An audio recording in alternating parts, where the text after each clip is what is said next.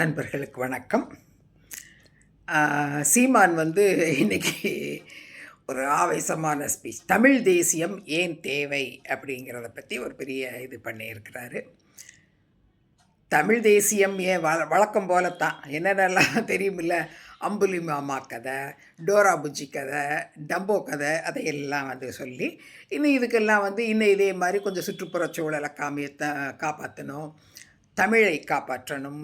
So இதெல்லாம் செய்யணுன்னா அப்போ தமிழ் தேசியம் தேவை அப்படின்னு பேசுகிறாரு. தமிழை காக்கணுங்கிறதுல நம்ம தான் இன்னும் சொல்லப்போனால் ரொம்ப மும்முரமாக இருந்திருக்கிறோம். தமிழ்நாட்டில் தமிழ் இனத்தவர்களில் தெலுங்கு மொழி பேசும் மக்களினுடைய கான்ட்ரிபியூஷன் டு தமிழ்ங்கிறது இட்ஸ் இம்மென்ஸ், அளவில்லாதது. அந்த அளவு நம்ம தமிழை நேசித்து தமிழ் வளர்ச்சிக்காக நம்ம பாடுபட்டிருக்கிறோம். அதனால் தமிழை வளர்க்கணுன்னா திராவிடர்களை ஒழிக்கணும்னு சொல்கிற இந்த கதை இந்த கட்டுக்கதை வேலைக்காகாது.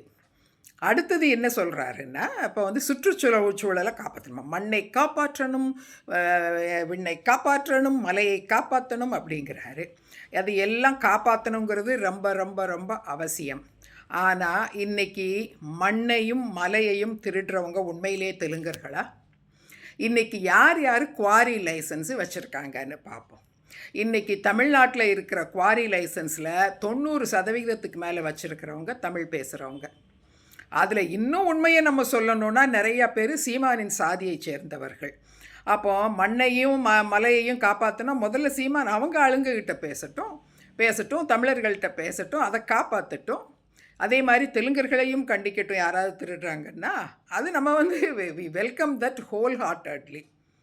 அதை என்றைக்கும் சீமான் பண்ணதில்லை. இன்னும் சொல்ல போனால் இவர் ஏதோ சில இந்த மாதிரி இயற்கை வள கொள்ளையர்கள்கிட்ட இவர் பணமே ரெகுலராக வாங்குறார். மாமூல் மாதிரி ரெகுலராக வாங்குறாரு. மாமூலாக இல்லை கொள்ளையடிக்கிறதுல பங்கான்னு தெரியாது, ரெகுலராக இவர் பணம் வாங்குறாங்கன்னு இவருடைய கட்சிக்காரங்க தான் சொல்கிறாங்க. இவர் எப்படி போய் இனி சுற்றுச்சூழலை காப்பார்? அது மட்டும் இல்லை, உலகத்தின் மிக மோசமான வனக்கொள்ளையனான வீரப்பனை இவர் வீரப்பனார், இவர் தான் வனக்காவலன் அப்படின்ட்டு இவருக்கு. அது மட்டும் இல்லை, வனக்காவலன்னு அவருக்கு கொடி வச்சு ஒரு கொடிமரமெல்லாம் வச்சு அதில் கீழே கல்வெட்டெல்லாம் வைக்கிறாள். இவ்வளோ பெரிய அயோக்கியத்தனத்தை பண்ணுற இந்த சீமான் யார்? வனக்கொள்ளையனை வனக்காவலன்னு சொல்லி பேசுகிற இந்த ஆள் இவர் வனங்களை, இயற்கை வளங்களை காப்பார்னு சொல்கிறாரு. இது கேட்குறதுக்குன்னு ஒரு பெரிய முட்டாள் கூட்டம் உட்காந்து கையை தட்டிட்டு உட்காந்துக்கிட்டு இருக்குது. இந்த வேலையை பண்ணுற இந்த சீமான் இதுக்காகத்தான் தமிழ் தேசியம் வேணுங்காரு. எதுக்கு? இப்படி எல்லாரையும் முட்டாளாக்கி இயற்கை வளத்தை இவங்க கொள்ளையடிக்கிறதுக்கு தமிழ் தேசியம் வேணும்னு பேசுகிறாரு அவர். ஆனால் ஏன் தமிழ் தேசியம் வேணுங்கிறது நமக்கு உண்மையான காரணம் தெரியும். ஆனால் வாயை விட்டு சொல்கிற தைரியம் சீமானுக்கு என்றைக்கும் வராது. சீமானால் என்றைக்குமே அந்த உண்மையான காரணத்தை சொல்ல முடியாது. ஏன்னா இன்றைக்கி தமிழ்நாட்டில் பேசப்படுற சீமான் பேசுகிற இந்த தமிழ் தேசியம் 2.0ங்கிறது என்ன தெரியுமா? அதாவது இந்தியர்களே அல்லாதவர்கள், அதில் முக்கியமாக தமிழர்கள்னு சொல்லிக்கலாம். இந்தியர் அல்லாத தமிழர்கள், இன்னும் ஸ்பெசிஃபிக்காக சொல்லணும்னா இலங்கை தமிழர்கள், இந்திய நாட்டில் உள்ள இந்த தமிழ்நாட்டையும் இந்த தமிழர்களையும் அடிமைப்படுத்தி இவர்களை ஆள்வதற்காக போட்டிருக்கிற சதித்திட்டம்தான் தமிழ் தேசியம்.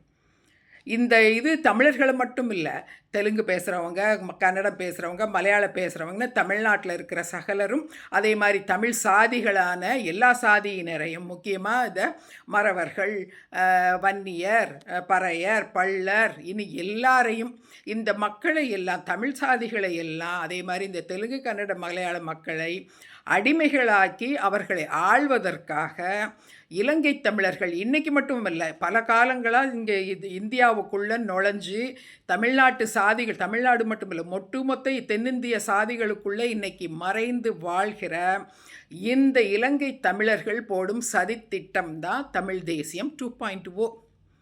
இதை சீமான வாய் விட்டு சொல்லுங்க பார்ப்போம். இல்லை மற்றவங்களுக்கெல்லாம் தெரியாதுன்னு நினச்சிட்டு இருக்காங்களா? ஸோ தமிழ் தேசியம்ங்கிறது இந்தியர் அல்லாதவர்கள் மறைமுகமாக இந்தியாவின் ஒரு பகுதியான தமிழ்நாட்டை கைப்பற்றி அதை அங்கே உள்ள மக்களை, நம்மளை எல்லாம் அடிமைப்படுத்தி ஆள நினைப்பது தான் தமிழ் தேசியம். இந்த தமிழ் தேசியம் இப்போ எதற்காக இது ரொம்பவே பேசப்படுது? இலங்கையில் இருந்து 2009க்கு அப்புறம் அங்கே தமிழர்கள் அங்கே இருந்து விரட்டி அடிக்கப்பட்டார்கள். விரட்டி அடிக்கப்படலை, இவர்கள் ஓடி வர வேண்டிய சூழ்நிலை வந்துருச்சு. அங்கேருந்து இவர்கள் விரட்டி அடிக்கப்படவே இல்லை, இவர்களே வெளியே வந்திருக்கிறாங்க. அதற்கு முன்னாலும் போர் நடந்த ஒரு 20-30 வருஷமும் அங்கேருந்து பல காலகட்டங்களாக வந்திருக்கிறாங்க. அதற்கு முன்னாலும் பல நூறாண்டுகளாக இலங்கையில் இருந்து வந்த மக்கள் இன்னைக்கு தமிழ்நாடு, கேரளா, கர்நாடகா, ஆந்திர பிரதேஷில் எல்லா இதுலேயும் அந்தந்த லோக்கல் சாதிகளுக்குள்ளேயே வாழ்ந்துட்டுருக்குறாங்க. அவங்களுக்கு இன்னைக்கு அவங்களுடைய உறவுகள் இந்த ஈழப்போருக்கு அப்புறமா அங்கேருந்து அகதிகளாக இங்கே தமிழ்நாட்டுக்கு வந்தவங்களும் சரி, இல்லாட்டா தமிழ்நாட்டுக்கு மட்டும் இல்லை, ஒட்டுமொத்த பல தென்னிந்திய ஸ்டேட்டுகளுக்கும் வந்திருக்கிறாங்க. இது போக உலகின் பல நாடுகளில் அகதிகளாக இருக்கிறவர்களை இங்கே தமிழ்நாட்டில் கொண்டு வந்து குடி வைக்கிறதுக்காக இன்றைக்கி நடந்துக்கிட்டு இருக்கிற இந்த சதித்திட்டம் தான் சீமானுடைய தமிழ் தேசியம் 2.0. ஸோ இந்த தமிழ் இது தமிழகத்திற்கு மிக மிக ஆபத்தானது. இலங்கை தமிழர்கள் நம்மளை மாதிரி தமிழ் பேசலாம், ஆனால் அவர்கள் மொழி வெறியர்கள், இனவெறியர்கள். அதே மாதிரி மற்றவர்களோடு சேர்ந்து வாழக்கூடிய அந்த மனப்பான்மை சுத்தமாக இல்லாதவர்கள். எல்லாத்துக்கும் மேலே மிக மோசமான ஜாதி வெறியர்கள், ஜாதி அந்த தீண்டாமையை கடைப்பிடிக்கக்கூடியவர்கள், ஜாதிய பாகுபாடுகளை கடைப்பிடித்தவர்கள்.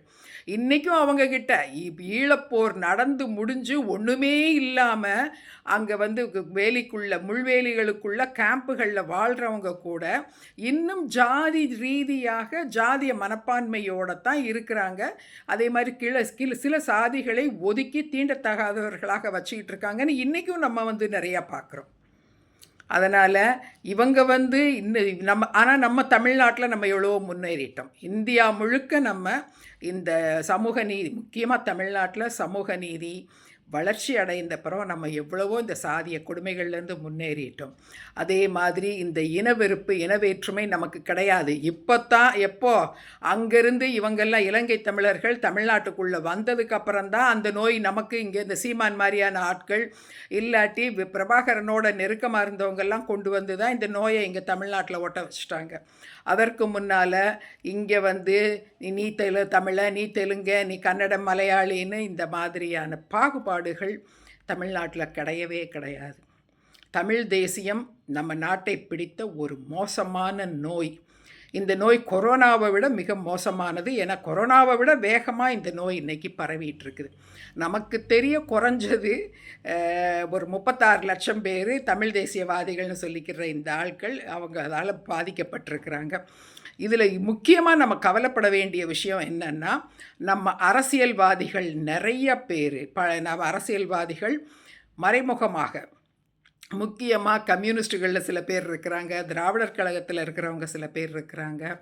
இவங்கெல்லாம் ஒரு காலத்தில் மிக ஆழமாக மிக தீவிரமாக பிரபாகரனின் தமிழ் தேசியத்தை ஆதரித்தவங்க. இவங்களில் சிலர் இன்றைக்கும் இதே மாதிரியான எண்ணத்தில் இருக்கிறாங்க. இவங்க தமிழ்நாட்டுக்குள்ளே நம்ம இந்தியாவுக்குள்ளே இவர்களை காலூன்ற விடுறதுக்கு பல வகைகளும் உதவ தயாராக இருக்கிறார்கள்ங்கிறதும் நமக்கு தெரியுது. இந்த தமிழ்நாட்டை பிடித்த இந்த நோய் மிக மோசமானது. அவர்கள் கஷ்டத்தில் இருக்கிறாங்கங்கிறதுல நமக்கு உண்மையிலே மனசு வருத்தம் உண்டு, நம்ம கவலைப்படுறோம். அவர்களுக்கு ரிஹாபிலிட்டேஷன் கொடுக்கணுங்கிறது ரொம்ப அவசியம். ஆனால் அவர்களை அவர்கள் நாட்டிற்கு அனுப்பி அங்கே அவங்களுக்கு ரிஹாபிலிட்டேஷன் கொடுக்கணுமே தவிர நம்ம நாட்டுக்குள்ளே தமிழ்நாட்டுக்குள்ளே அவங்களை தங்க செய்கிறதோ அவர்களுக்கு குடியுரிமை கொடுப்பதோ நம்ம தலையிலேயே நம்ம நெருப்பு வச்சுக்கிற மாதிரி இந்த வேலையை நம்ம செய்யவே கூடாது. நம்ம அரசுகள் ஏதோ குறுகிய கால அரசியல் ஆதாயங்களுக்காக இதை செய்தாலும் மக்கள் விழிப்புணர்வோடு இருக்கணும். முக்கியமாக தமிழ்நாட்டில் வாழ்கிற பிறமொழியாளர்களுக்கு இது மிக மிக மோசமான விளைவுகளை ஏற்படுத்தும். அதே மாதிரி இவங்க நினச்சிட்ருக்கிறாங்க பிறமொழியாளருக்கு மட்டும்தான் அப்படின்னு. தமிழர்களிலேயே பல சாதிகள் உண்டு. சாதி வெறிங்கிறதும் சாதி பாகுபாடுகளும் மிக மோசமாக உள்ள சொசைட்டி அது. அது அவர்களுக்குள்ளே இன்றைக்கும் இருக்கிறதையும் பார்க்குறோம்.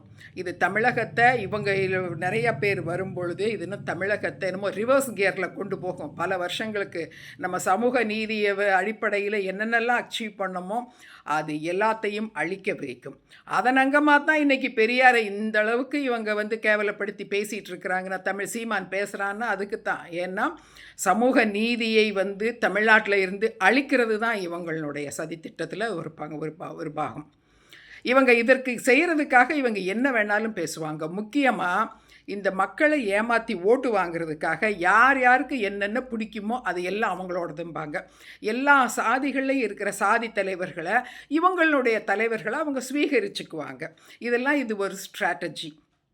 அதே மாதிரி மக்களுக்கு என்னெல்லாம் இப்போ சுற்றுப்புறச் சூழல் இப்போ ரொம்ப பேசப்படுதுன்னா, அப்போ நாங்கள் தான் சுற்றுப்புறச் சூழலை காப்பாற்ற போகிறோன்னு பேசுவாங்க. இனி என்னென்னலாம் மக்களுக்கு பிடிக்குமோ அது அத்தனையும் நாங்கள் செய்கிறோன்னு சொல்லி அதை நாங்கள் செய்கிறோன்னு காமிச்சிக்கிட்டு அத்தனைக்கும் வாக்கு கொடுக்கறது தான் இந்த தமிழ் தேசியவாதிகளினுடைய மிகப்பெரிய பொய் ட்ராமா. அதே மாதிரி எவ்வளவு ஈஸியாக பேசுகிறாங்களோ அதே அளவுக்கு காரியம் முடிஞ்சதும் சீமானுடைய புத்தி தெரியும் இல்லையா? என்னது, நாங்கள் அப்படி சொல்லவே இல்லையே, நாங்கள் எப்போ அப்படி சொன்னோம், அது எப்படி இருக்கும், நீ என்ன பொய் சொல்கிறியா அப்படின்னு அப்படியே பிளேட்டை மாற்றுறதும் சீமான் செய்வார்.